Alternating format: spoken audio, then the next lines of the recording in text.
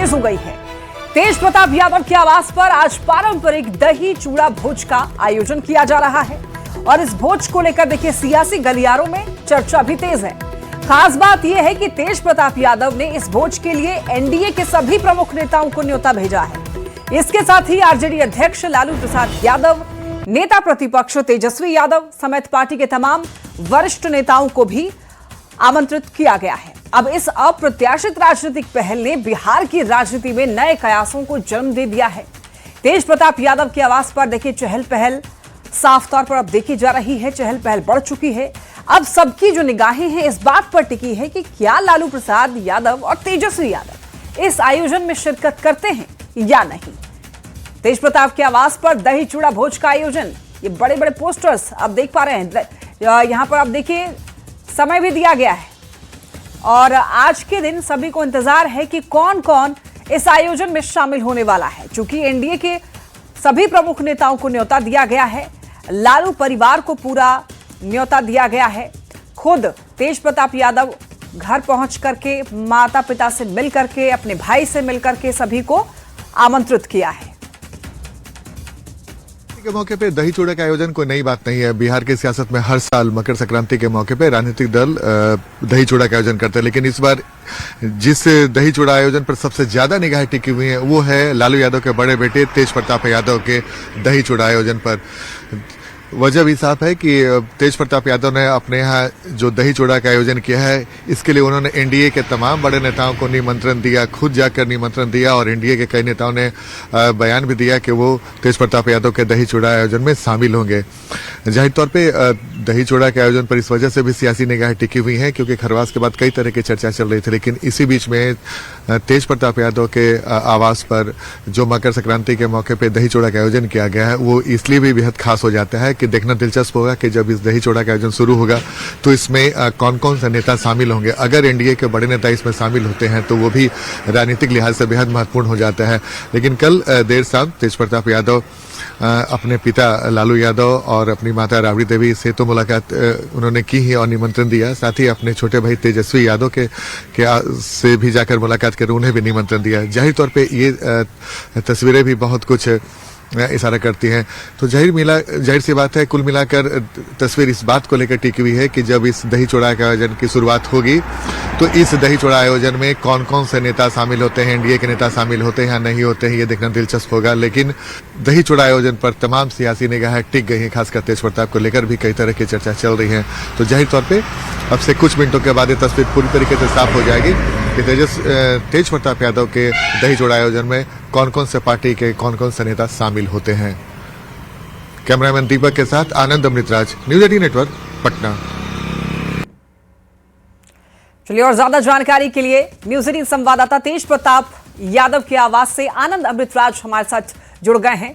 आनंद, सबसे पहले आपको मकर संक्रांति की ढेरों शुभकामनाएं। और देखिए मकर संक्रांति जो है वो बिहार के लिए एक पर्व तो है ही, साथ ही साथ सियासी गलियारों के लिए भी काफी अहम माना जाता है। हर साल कुछ ना कुछ बदलाव देखे जाते हैं मकर संक्रांति के बाद से, तो इस बार क्या बदलाव होने वाले हैं और फिलहाल आप ये बताइए कि हलचल कैसी देखने को मिल रही है तेज प्रताप यादव के आवास के बाहर। अब बिल्कुल देखिए, पहले आपको भी मकर संक्रांति की बहुत बधाई और हमारे न्यूज़ 18 के दर्शकों को भी बहुत बधाई। और हम सीधी तस्वीर ही दिखाते हैं, उसके बाद हम बताते जाएंगे। देखिए दरवाजा अभी बंद है फिलहाल, लेकिन 11 बजे से जो नियत समय दिया है कि 11 बजे से दही चूड़ा का कार्यक्रम जो जनशक्ति जनता दल की तरफ से किया गया है, तेज प्रताप यादव इसके आयोजक हैं और उन्होंने दही चूड़ा का आयोजन किया है। और यहाँ पर जैसे ही दरवाजा खुलेगा और उसके बाद कौन से नेता इस दरवाजे के अंदर जाएंगे वो देखना बेहद दिलचस्प होगा। तैयारियां जबरदस्त चल रही है, कल से ही तैयारी चल रही है।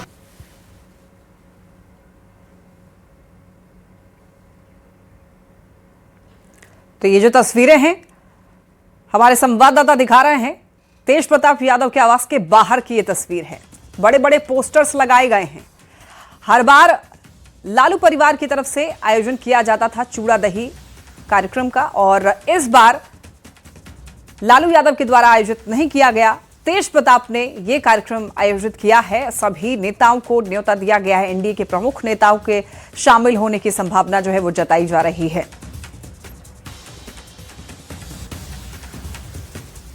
देखिए, बिहार की राजनीति में आज भावनात्मक और राजनीतिक दोनों ही स्तर पर हलचल देखने को मिली।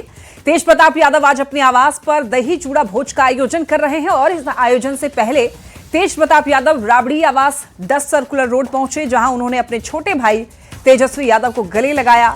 तेज प्रताप यादव ने इस दौरान अपने पिता लालू प्रसाद और माता राबड़ी देवी को व्यक्तिगत रूप से दही चूड़ा भोज में शामिल होने का आमंत्रण भी दिया। मुलाकात के दौरान माहौल काफी भावुक नजर आया। तेज प्रताप ने तेजस्वी यादव की बेटी कात्यायनी को गोद में उठाकर प्यार भी किया, उसे खिलाया। तेज प्रताप यादव की ये जो पहल है सिर्फ एक पारंपरिक आयोजन नहीं मानी जा रही है, बल्कि इसे परिवार और राजनीति में चल रहे गिले शिकवे दूर करने की कोशिश के तौर पर भी देखा जा रहा है। इन तस्वीरों में आप देखिए, कह सकते हैं यहाँ पर खुद तेज प्रताप मिलकर के अपने माता पिता, अपने भाई को आमंत्रित किया है इस भोज में, और ये जो तस्वीरें हैं सोशल मीडिया पर इस वक्त वायरल हैं।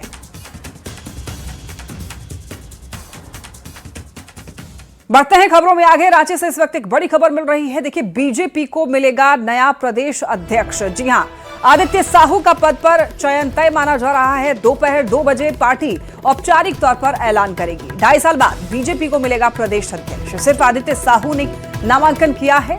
3 महीने से कार्यकारी अध्यक्ष हैं आदित्य साहू। 21 राष्ट्रीय परिषद सदस्य की भी घोषणा।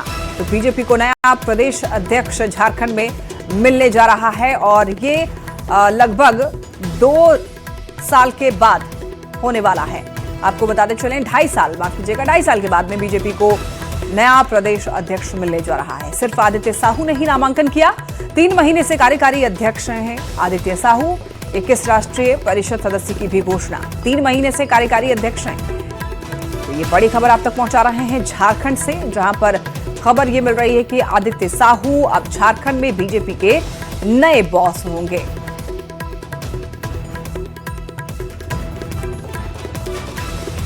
और खबर ये मिल रही है कि दोपहर 2 बजे देखिए पार्टी जो है वो औपचारिक तौर पर ऐलान करने वाली है। हालांकि सिर्फ उन्होंने ही नामांकन किया, तो ऐसे में उनका ही तय माना जा रहा है अध्यक्ष बनना। ज्यादा जानकारी के लिए न्यूज़ 18 संवाददाता निरंजन हमारे साथ जुड़ गए हैं। निरंजन, 2.5 साल के बाद बीजेपी को नया बॉस मिलने वाला है और कह सकते हैं कि आज औपचारिक तौर पर ऐलान भी किया जाना, एक बार पूरी जानकारी दीजिए। जी, जिस तरह से कल एकल नामांकन हुआ है और एकल नामांकन के बाद ये पहले से ही कयास लगाए जा रहे थे कि जो कार्यकारी प्रदेश अध्यक्ष हैं आदित्य साहू, उनका प्रदेश अध्यक्ष बनना लगभग तय है। सिर्फ एक जो लोकतांत्रिक प्रक्रिया होती है पार्टी का, किसी भी पार्टी का, वो पूरी की गई है और कल से ही इस बात का साफ तौर पर संकेत लगाए जा रहे थे कि इसमें दोहरा कोई मापदंड नहीं अपनाएंगे, यानी कि कोई भी इसमें नामांकन नहीं किया है। सिर्फ आदित्य साहू ही नामांकन। ठीक है निरंजन, आपको इस वक्त रोकना चाहेंगे। एक बड़ी खबर मिल रही है, देखिए रांची से 2 जनवरी से लापता बच्चे बरामद कर लिए गए हैं। रामगढ़ के चितरपुर से बच्चों की बरामदगी हुई है। बच्चों के परिजनों को जानकारी दे दी गई है। दोनों बच्चे सुरक्षित बताए जा रहे हैं और पुलिस जो है वो बच्चों को लेकर के आ रही है। अब ज्यादा जानकारी के लिए न्यूज़ 18 संवाददाता ओम प्रकाश हमारे साथ जुड़ गए हैं। ओम प्रकाश, 2 बच्चे जो 2 जनवरी से लापता हुए थे, उनकी बरामदगी की खबर मिल रही है, एक बार पूरी जानकारी दीजिए। यह खुशी की बात है। जी बिल्कुल, 2 जनवरी से लापता अंश और अंशिका की जानकारी जो है वो मिल चुकी है। रामगढ़ के चितरपुर में वो बताए जा रहे हैं, वहां पर पुलिस की टीम पहुंची और फिलहाल उन्हें रांची लाया जा रहा है। परिजनों को भी इसकी सूचना दी गई, परिजनों से भी आइडेंटिफाई कराया जा चुका है, जो कि साथ में पुलिस टीम के भी उनके पिता थे, उनके साथ आइडेंटिफाई हुआ है। जिसके बाद एक खुशी की लहर जो है वो कहा जा सकता है पूरे रांची में ही नहीं, पूरे झारखंड में है, क्योंकि 2 जनवरी से लापता बच्चों के सुराग को लेकर पुलिस लगातार कार्रवाई कर रही थी। वहीं तमाम लोग और तमाम जो संगठन है वो भी जुटे हुए थे और ऐसे में बच्चों का मिलना हर किसी को सुकून दे रहा है, ताकि क्योंकि जिस तरह से बच्चे गायब हुए थे और जिस तरह से इसको लेकर तमाम लोग संवेदनशील थे, उन तमाम चीजों को देखते हुए अगर कहा जाए तो एक बड़ी कार्रवाई जो है और कहा जा सकता है एक बड़ी खुशी की खबर जो है वो झारखंड। जाहिर तौर पर 12 दिनों के बाद इन बच्चों का मिलना, ओम प्रकाश, खुशी की बात तो है ही परिवार वालों के लिए, लेकिन ये जानना भी जरूरी है कि ये बच्चे कहाँ गायब हो गए थे, कौन इनको साथ में लेकर गया हुआ था, पुलिस तक ये कैसे पहुंचे फिर? जी, इस पूरे मामले में जो जानकारी अब तक आई है, 2 लोगों को इसमें डिटेन भी किया गया है। जिन 2 उन्हीं की वजह से जो उनसे पूछताछ हुई, उसी के आधार पर ये बच्चों की रिकवरी हुई है। अब इस पूरे मामले में पुलिस फिलहाल पूछताछ कर रही है और जल्द ही पूरा मामला जो है वो पुलिस की तरफ से स्पष्ट किया जाएगा कि किस तरह से ये बच्चों को उठा कर ले गए थे और इसके पीछे क्या कुछ वजह थी। इन तमाम चीजों का भी पटाक्षेप बहुत जल्द जो है वो रांची पुलिस कर सकती है। बिल्कुल ओम प्रकाश, क्योंकि इन बच्चों के गायब होने के पीछे कौन इनको साथ लेकर के गया था, उनकी मंशा को जानना बेहद जरूरी है। जी बिल्कुल, क्योंकि जिस तरह से बच्चे गायब हुए और फिर उन्हें लेकर यहाँ से काफी भीड़ भाड़ वाला डेंस इलाका है, वहां से बच्चों को ले जाया गया, तो ये अपने आप में बड़ी बात है कि किस तरह से ये पूरा जो षड्यंत्र है वो रचा गया, इसमें कौन कौन से लोग शामिल है। फिलहाल शुरुआती दौर में और ओम प्रकाश, बड़ी दिलचस्प बात यह है कि जब राशि बढ़ाई गई कि जो बच्चा जो भी इनको ढूंढेगा उनको राशि दी जाएगी, और ये जब राशि बढ़ाई गई उनके बाद ये बच्चे मिल गए हैं। जी बिल्कुल, कहा जाए तो राशि तो बढ़ाई गई, लेकिन पुलिस भी लगातार इसमें कार्रवाई करती रही और कहा जाए तो सूचना तंत्र को भी जो संकलन था वो भी जगह जगह से प्रयास किए जा रहे थे। तमाम एनजीओ से भी इसे लेकर अगर कहा जाए तो जो भी चाइल्ड ट्रैफिकिंग से जुड़े हुए लोग थे उन तमाम लोगों से भी पूछताछ की गई। तो साथ में जो ट्रैफिकर हैं उन लोगों को भी पुलिस ने रडार पर रखा और कहीं ना कहीं वहीं से सुराग जो है वो पुलिस को मिला, जिसके बाद इन बच्चों को आइडेंटिफाई किया गया और फिर बच्चों को रिकवर किया गया। तो अपने आप में एक बड़ी सफलता अगर कहें तो रांची पुलिस के लिए है। और जिस तरह से बच्चों को रिकवर किया गया है, अब जल्द ही उन बच्चों को रांची लाया जाएगा। उनके परिवार वाले जो हैं, इतने दिनों से कहा जाए तो वहां पर मातम पसरा हुआ था, अब जाकर खुशियां जो हैं वो लौटेंगी, न सिर्फ उस घर के लिए। आपको रोकना चाहेंगे पर ओम प्रकाश, ये वही बच्चा है, ये अंश है जो कि बरामद कर लिया गया है पुलिस द्वारा। अब बरामदगी के बाद की ये तस्वीर आप देखिए, अंश और अंशिका, ये 2 छोटे छोटे बच्चे हैं जो कि 2 जनवरी से लापता थे, लेकिन पुलिस ने इनको सकुशल बरामद कर लिया है। ये बच्चे सुरक्षित बताए जा रहे हैं। हालांकि इसके पीछे भी जानकारी सामने नहीं आ पाई है कि ये बच्चे कहां गए हुए थे, कौन इनको साथ लेकर के गया हुआ था, ये पुलिस इन तक कैसे पहुंची, क्या किसी आम इंसान ने इन बच्चों के बारे में जानकारी दी राशि बढ़ने के बाद।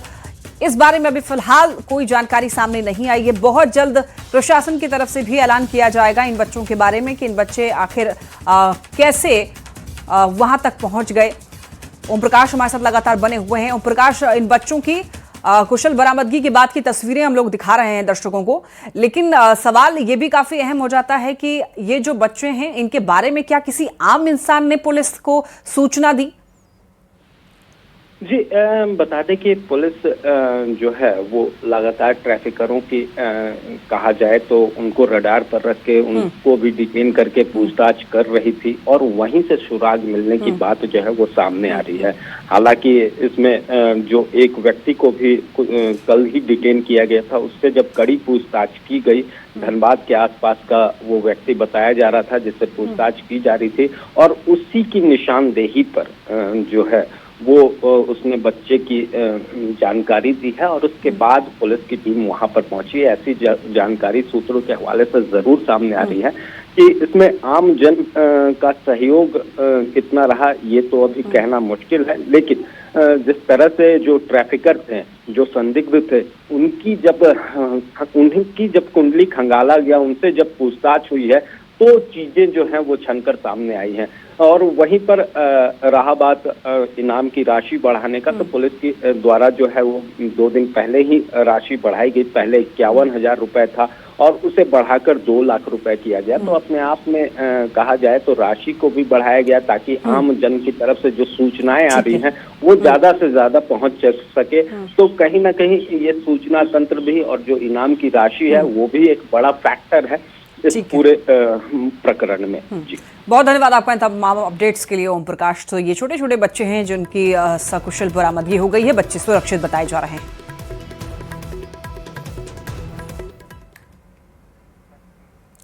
चलिए बढ़ते हैं खबरों में आगे, बात करेंगे गोपालगंज की। गोपालगंज में देखिए मकर संक्रांति के अवसर पर होने वाले नारायणी महोत्सव से पहले सियासी विवाद खड़ा हो गया। जी हां, महोत्सव के मुख्य कलाकार भोजपुरी सिंगर रितेश पांडे के चयन का जेडीयू और हम नेताओं ने विरोध किया है। आरोप यह है कि उन्होंने चुनाव के दौरान सरकार की आलोचना की थी। वहीं बीजेपी नेताओं ने उनके शामिल होने का स्वागत किया है। 26 के निमंत्रण पत्र के माध्यम से पता चला है कि रितेश पांडे रॉक स्टार भी इस कार्यक्रम में भाग लेने जा रहे हैं।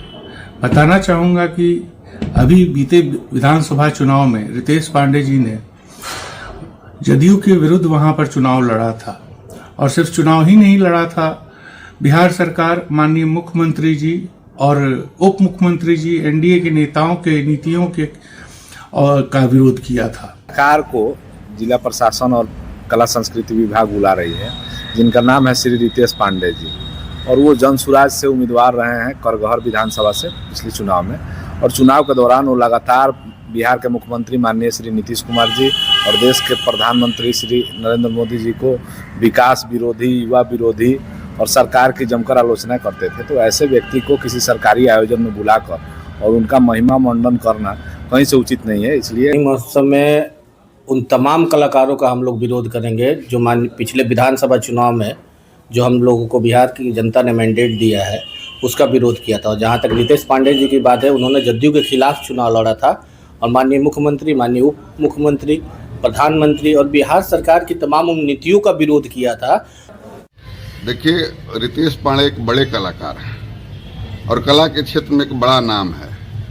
हम तो तहे दिल से उनका स्वागत कर रहे हैं। आज सबको कलाकारों का, उसके कला का, उसके हुनर का सम्मान करना चाहिए। मकर संक्रांति को लेकर सिवान के बाजारों में रौनक है। तिलकुट की बिक्री जोरों पर है। दुकानों पर सफेद, काली तिलकुट, खोवा तिलकुट सहित कई किस्म के यहाँ पर जो तिलकुट हैं वो सजी हुई हैं। तिलकुट की कीमत 300 से 800 रुपए प्रति किलो है। पर्व पर तिलकुट का विशेष महत्व होने से लोग बढ़ चढ़कर खरीदारी भी कर रहे हैं। दुकानदारों के अनुसार हर साल संक्रांति पर बिक्री में अच्छी बढ़ोतरी होती है। मकर संक्रांति है और तिलकुट की खुशबू और मिठास लोगों को अपनी तरफ खींच रही है। ये तस्वीर आप देख सकते हैं सिवान की है, जहां तिलकुट से पूरा दुकान सजा हुआ है और लोग जमकर खरीदारी कर रहे हैं। मकर संक्रांति पर सब चलता है जी। जी, तिलकुट की मिठास कैसी है? बहुत बढ़िया मिठास। साल में एक बार पर्व के मद्देनजर रखते हुए खरीदारी करते हैं लोग धूमधाम से घर घर में। और जी, और ये हिंदुओं का महान पर्व है, शुभ माना जाता है। तिलकुट का रेट है 360 रुपए किलो है। खस्ता है, स्वादिष्ट है, अच्छा है। काजू किशमिश वाला भी है, इलायची वाला भी है, खोआ वाला भी मिलता है, तिलवा मिलता है, काला तिलवा मिलता है। सब गया के मिस्त्री द्वारा बनता है यहाँ पर। ये तस्वीर ठीक देख सकते हैं, ये तिलकुट दुकान की है जहाँ कई प्रकार के तिलकुट से दुकान सजी हुई है। खोआ से बनी तिलकुट, ब्लैक तिलकुट, तिलवेल तिलकुट और व्हाइट तिलकुट से कई प्रकार की तिलकुट मकर संक्रांति में तिलकुट के सुगंध और मिठास लोग खींच ले रही है। इससे बाजार गुलजार है। मृत्युंजय सिंह, न्यूज 18 सीवान। देखिए, प्रयागराज में चल रहे माघ मेले के बीच में आज मकर संक्रांति पर दूसरा पवित्र स्नान हो रहा है। कल भी लोग स्नान करेंगे। मकर संक्रांति के मौके पर श्रद्धालु संगम के तट पर डुबकी लगा रहे हैं और इसे लेकर प्रशासन की ओर से भी विशेष तैयारियां की गई हैं। संगम तट पर श्रद्धालु स्नान के लिए बड़ी संख्या में पहुंचे हुए हैं।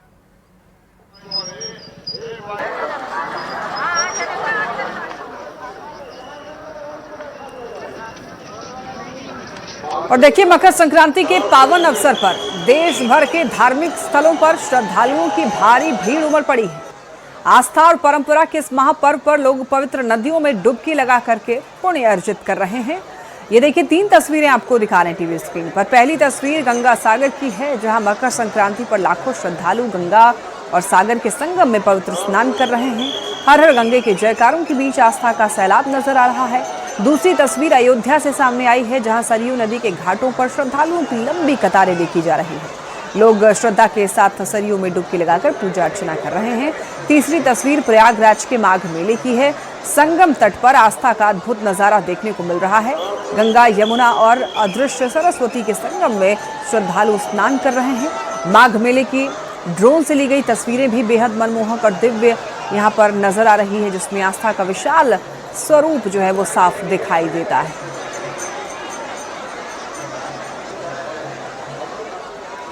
देखिए, वहीं मकर संक्रांति पर उज्जैन में भगवान महाकाल की भस्म आरती की गई। मकर संक्रांति के मौके पर भगवान महाकाल को तिल भी चढ़ाया गया। इस मौके पर बड़ी संख्या में भक्तों ने महाकाल के दर्शन किए।